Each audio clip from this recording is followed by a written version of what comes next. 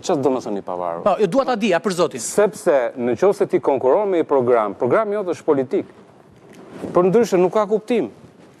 Si mund të jetë një program jo politik për shembull? Nuk ka pavarur fare edhe nga politika, domethënë. Si mund të ketë zgjedhje të pavarura, jo politike? Nuk bën sens. Ato janë partitë politike. Kur bëhet fjalë që është i pavarur, do të thotë që asnjë nga partitë politike që janë aktorët sot kryesor, fjala jam për të opozitës, nuk ka nxjerrë një kandidat, që do të thotë kandidati që është mbështetur nga partitë politike të opozitës, nuk ka një parti të tij nën nga ku varet kandidimi i tij, nga ku varet përgjegjësia e tij. Po programi i tij. Programi i tij takon, siç ka thënë, Dina i takon qytetarëve dhe do të thonë u takon qytetarëve, se tani çdo njeri thotë unë për qytetarët punoj.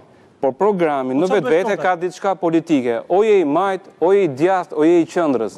Na do që të shkosh, politika lokale, po patjetër, ta mbarojmë çik.